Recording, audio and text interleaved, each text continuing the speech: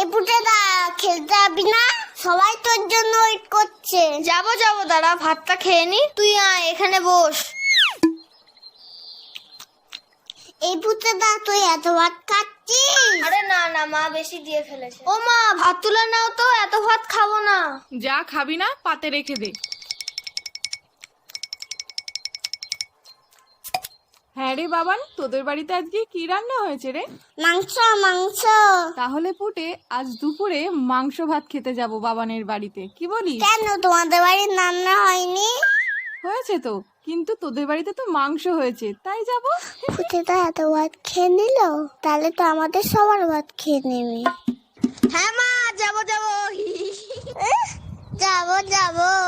না না, আমি তো মিথ্যে কথা বলেছি।